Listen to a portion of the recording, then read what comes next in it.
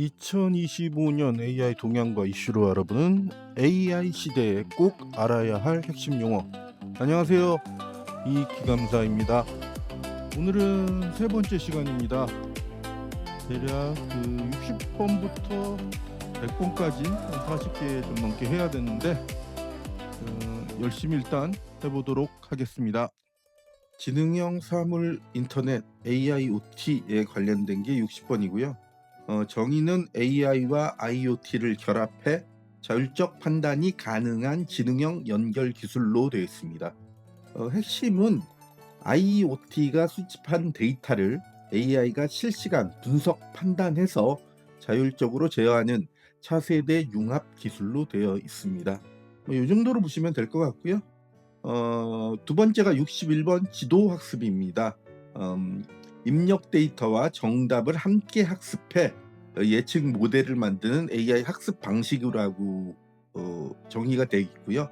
분류 예측 등 명확한 타겟이 있는 문제 해결에 사용하는 기법입니다. 라벨링이라고 해서 고양이면 고양이, 개면 개 같은 라벨링이 된 이미지를 충분히 학습해서 새로운 사진이 주어졌을 때 그게 어떤 동물인지 판단할 수 있는 이런 방식이 어떻게 보면 지도학습인 거죠.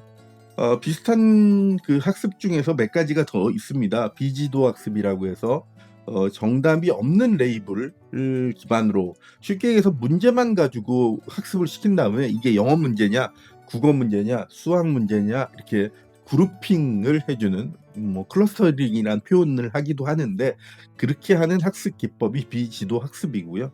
대표적으로 K-민즈라는 기법이 있습니다. 그리고 또 하나가 자기 지도 학습이라고 해서요. 이거는 정답 레이블이 없어도 모델이 스스로 학습 신호를 만들어내는 방식, 어떻게 보면 자동으로 레이블링을 해서 그 학습하는 방식 정도 이해하시면 될 것 같습니다. 그 다음에 62번 지식 증류인데요. 앞에서 잠시 말씀을 드렸습니다. 어쨌든 큰 모델의 지식을 작은 모델로 전달해 성능을 유지하는 기법, 그 교사 모델, 큰 모델을 교사 모델, 작은 모델을 학생 모델 이런 식으로 표현을 하기도 했는데요. 여기는 작은 모델이 복잡한 모델이 판단 패턴을 모방해 효율적 성능을 내도록 만드는 기술이라고 이해하시면 될 것 같고요. 관련 용어에 양자화가 있네요. 양자화 같은 경우에는 모델 압축 기법이 하나라고 하고 모델의 가중치와 연산을 더 낮은 비트로 표현해서 연산량과 메모리 사용을 줄이는 이런 기법이라고 간단하게 생각하시면 되고요. 63번의 차원의 저주입니다. 그 데이터의 차원이 높아질수록 분산과 학습이 어려워지는 현상이라고 하는데요. 어느 걸 분석을 하기 위해서는 X값이라고 하는 이 피처수가 너무 많이 이렇게 되다 보면은 이 피처수를 지속적으로 예측을 하기 위해서 이런 거 다 쓰면은 엄청나게 많은 차원에 대한 그 계산들이 늘어나는 거죠. 이거를 또 해결하는 방법들이 몇 개 있습니다. 여기 대표적으로 여기 보시다시피 PCA 주성분 분석이라든지 오토 인코더 이런 것들이 있습니다. 그런데 이런 걸 통해서 차원을 줄이면서 핵심적인 이 데이터가 가지고 있는 그 특성을 찾는 기법이라고만 이해하시면 될 것 같습니다. 그 다음에 추론 시점 연산량이라고 해서 64번에 TTC라는 건데 대략적으로 추론 단계 입력 하나의 처리에 사용되는 연산 자원이 총량이라고 정의된 대로 이해하시면 되고요. AI 모델이 학습을 마친 후 실제 추론 단계에서 데이터를 처리하는데 필요한 연산량을 의미한다라는 부분이고요. 그 정의 정도 이해하시면 될 것 같고요. 그 관련돼서 TTA나 TTS가 있다. 이것도 한번 읽어보십시오. 보시면 될 것 같고요. 65번은 탈옥, 제일 브레이크라고 하는 부분인데 AI 안전장치를 우회해 금지된 응답을 유도하는 행위라고 해서 이거는 아이폰을 옛날에 제일 브레이크에서 그 사용할 수 없는 앱을 사용한다든지 이런 것들이 옛날에 있었는데 그것처럼 보안과 신뢰성을 저해하는 대표적인 AI 악용 사례 중에 하나다 정도 이해하시고 넘어가시면 될 것 같습니다. 66번의 토큰인데요. 토큰은 AI가 문장을 이해하기 위해 나누는 최소 의미 단위라고 정의되어 있습니다. 그래서 이 대부분이 근데 우리가 챗GPT 같은 LLM 모델을 사용하다 보면은 우리가 쓴 그 토큰 양에 비례해서 그 사용량을 따지잖아요. 그런 식으로 이해하시면 됩니다. 그래서 AI는 텍스트를 여러 가지 토큰으로 분리해 계산한다라는 부분. 그래서 이 토큰을 생성하는 부분, 뭐 토크나이제이션 이런 것들이 있는데 자연어 처리에서 주로 사용하죠. 이것도 한번 읽어보시면 될 것 같고요. 67번이 튜링 테스트입니다. 튜링 테스트 같은 경우에는 AI 지능 보유 판별을 위해 제한된 사고 실험이라고 해서 테스트를 통해서 여기 수학자 앨런 튜링이라는 사람이 만든 개념으로서 기계가 생각할 수 있는가라는 질문에 출발했다고 하는데 어쨌든 이게 사람인지 기계인지 뭐 이게 판단하는 그런 기법이라고 이해하시면 될 것 같습니다. 그 다음에 트랜스포머 아키텍처라고 해서 문맥을 고려해 단어 간 관계를 학습하는 AI 모델 구조라고 해서 AI가 언어의 맥락을 이해하고 자연스러운 문장을 생성하도록 하는 LLM 핵심 기반 기술이라고 정의되어 있습니다. 이게 대부분이 뭐 인코더 부분에는 버트를 쓰고 그 다음에 디코더 부분에는 챗GPT를 쓰는 이런 식으로 구성된 게 트랜스포머 아키텍처라고 하는데 내용을 좀 읽어보시면 될 것 같습니다. 그리고 파운데이션 모델이라고 해서 다양한 대규모 데이터를 학습해 여러 작업에 공통으로 활용되는 AI 모델이라고 정의되어 있고요.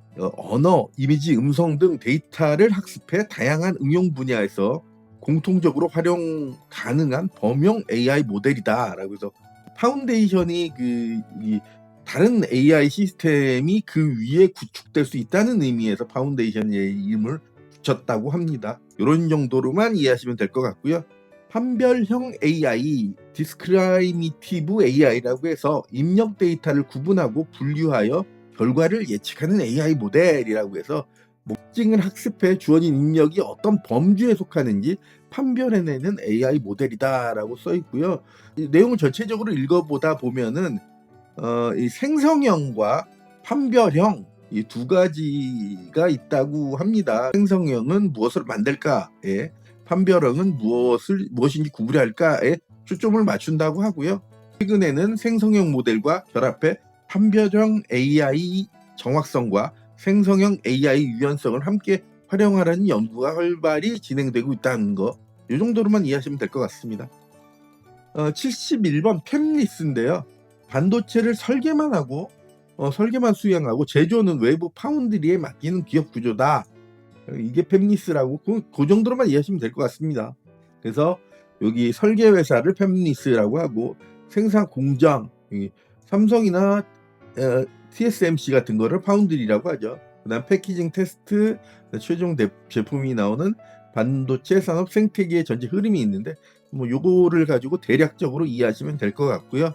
프론티어 AI라고 해서 현재 기술 수준을 넘어선 고도화된 능력을 갖춘 차세대 AI 모델이다 라고 해서 기존의 범용 AI보다 월등한 성능을 가지고 사회, 경제 전반에 중대한 영향을 미칠 잠재력을 가진 AI다 뭐 이건데, 이것도 뭐 정의 위주로만 살짝 읽어보시면 될 것 같습니다. 73번 프롬프트도 AI 모델이 수행할 작업을 이해하고 응답을 생성하도록 하는 입력 문장이라고 해서 프롬프트 엔지니어링이라고 그런 얘기도 많이 나오죠. 여기서 그 프롬프트를 효과적으로 설계하는 기술, 프롬프트 엔지니어링이라고도 하고요. 나머지는 좀 읽어보시면 될 것 같고요. 그 다음에 프롬프트 인젝션이라고 해서 AI가 숨겨진 지시를 오해해 의도치 않은 행동을 수행하게 만드는 공격 방법이라는 거죠. 그래서 직접 입력뿐만 아니라 외부 문서, 웹 콘텐츠를 통해서도 발생하는 구조적 취약점이라고 개념 정도로만 이해하시면 될 것 같습니다. 그 다음에 75번의 피지컬 AI, 로봇이죠. AI가 물리적 장치에 기반하여 현실 세계에서도 행동을 수행하도록 하는 LAM 모델이라고도 하는데 로봇에 관련된 피지컬 AI라고 이해하시면 될 것 같고요. 그리고 체화 인공지능이라고 해서 인바디드 AI, 몸에다가 로봇을 이렇게 같이 입혔다든지 이렇게 로봇을 몸을 통해서 직접 상호 작용하는 그런 식의 AI라고 이해하시면 되고요. 그 다음에 핀펫이라고 해서 뭐 누설 전류를 줄이기 위해 3차원 구조로 설계된 트랜지스터라고 해서 기존의 평면 트랜지스터가 이런데 요거를 좀 세워가지고 핀팻을 만들었고, 요건 요거보다 한 단계 더 나아가가지고 GAA까지 지금 흐르고 있다라고 해서 GAA 게이트 올 어라운드 방식으로 주로 사용한다라는 부분 정도, 개념 정도 이해하시면 될 것 같습니다. 77번에는 합성곡 신경망 CNN이라는 부분이 있는데, 이미지, 영상 등 시각 데이터를 인식, 분석하는 딥러닝 신경망 구조라고 이해하시면 되고요. 합성곡 신경망이라고 해서 대부분이 이미지 처리 같은 데 좀 많이 쓰이겠죠. 컴퓨터 비전에서 중심 기술로 이미지 분류, 얼굴 인식, 의료 영상 분석 등 시각 정보 처리 전반에 활용된다는 거 정도로만 이해하시면 될 것 같습니다. 그 다음에 78번 합성 데이터인데 이게 조금 중요하죠. 왜냐하면 이게 데이터가 모자랐는데 실제 데이터를 모방해서 인공적으로 생성된 데이터라고 생각하시면 되고요. 현실 세계의 정보와 통계적 특징을 기반으로 알고리즘이 새롭게 만들어낸 데이터라고 정의되어 있고요. 실제 데이터가 부족하거나 수집에 비용이 많이 들어가는 그런 상황에서도 안정적인 학습 데이터를 확보할 수 있다는 부분이 가장 큰 이점이라고 생각하시면 됩니다. 그래서 활용이 많이 될 거라고 지금 전체적으로 나타나 있습니다. 그래서 한번 읽어보시면 될 것 같고요. 그리고 업샘플링 혹은 다운샘플링 하는데, 업샘플링이죠. 그 암에 걸린 사람하고 암에 걸리지 않는 사람하고 데이터를 분석을 한다라고 하면은, 암에 걸린 사람 데이터는 작잖아요. 그러니까 그 작은 데이터하고 암에 걸리지 않은 큰 데이터를 분석하면 결과가 당연히 암에 안 걸렸다는 예측이 되는 게 대부분이 나올 가능성이 크겠죠. 비율상으로 따졌을 때. 그러니까 그 암에 걸린 사람 데이터를 늘려주는 거죠. 오버 샘플링이라고도 하는데, 그런 부분으로 이해하시면 될 것 같습니다. 그 다음에 79번은 환각이라고 나옵니다. 할루시네이션이라고 해서 AI가 사실과 다른 정보나 근거 없는 내용을 생성하는 현상, 왜곡, 오류 뭐 이런 식인 거죠. AI에. 그 정도로 이해하시면 되고요. 80번에 AI 가드레일이라고 해서 AI가 위험한 행동이나 부적절한 출력을 하지 않도록 제한한 안전장치라고 정의되어 있습니다. 그래서 AI가 규범, 정책, 윤리 기준을 벗어나지 않도록 입력, 출력, 출원 과정을 조정하는 기술적, 운영적 장치라고 이해하시면 될 것 같고요. 그 다음에 AI 가속기가 있습니다. 81번에. 그러니까 AI 연선을 고효율로 처리하는 전용 장치다라고 해서 GPU, NPU, TPU 등을 묶어서 부르는 말이라고도 하고요. 많은 계산을 동시에 처리해 대규모 학습 시간과 실시간 추론을 빠르게 수행하도록 설계된 핵심 하드웨어 구성을 AI 가속기라고 한다고 합니다.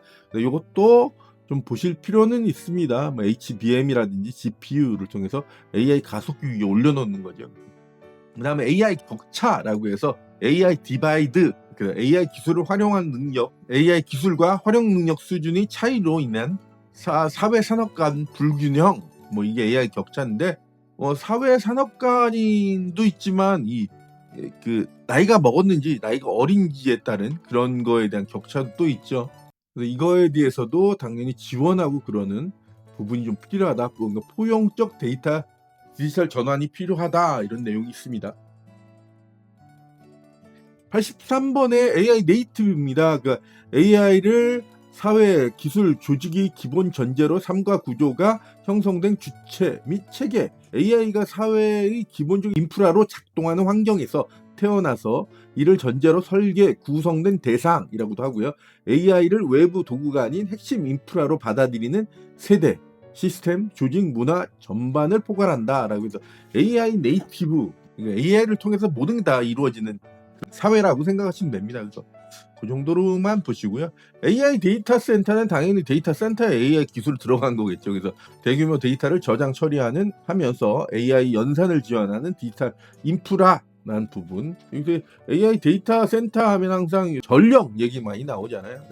대규모 전력이 들어갈 거다. 전력이 앞으로의 그 AI 데이터 센터의 가장 큰 이슈다, 이런 얘기들이 많아가지고 그 AI 전력줄을 사라, 주식을, 이런 얘기도 있는데, 어쨌든 그 다음에 85번에 AI 레드 티밍입니다. 여기 AI 취약점을 공격자 관점에서 시험의 위험을 식별하는 검증 절차.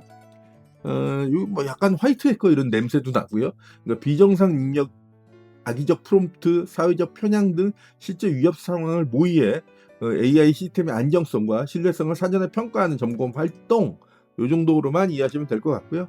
그 다음에 86번의 AI 리터러시인데 AI를 이해하고 활용할 수 있는 개인과 조직의 역량이라고 나와 있습니다. 그래서 AI 리터러시란 AI 기술 이해를 넘어 AI와 함께 작동하는 사회에서 합리적 판단, 참여를 가능하게 하는 디지털 시민 역량이라고도 하고요.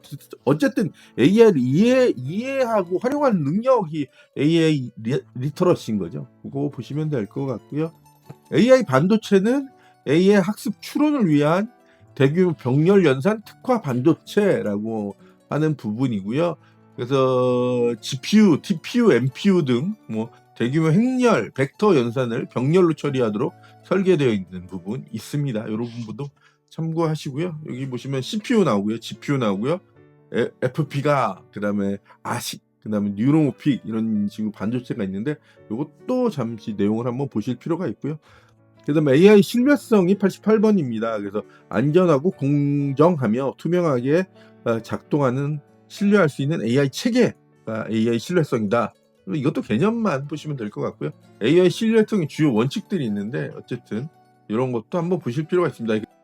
그 다음에 AI 세이프티, AI 안전인데 AI 예측 불가능한 위험으로부터 인간과 사회를 보호하도록 설계된 체계라고 해서 그 AI 오작동, 악용, 편향 등 잠재적 위험을 사전에 식별 통제해 안정성을 확보하려는 관리 체계다 라고 이해하시면 되고요. 이것도 거의 정의만 보시면 될 것 같고요.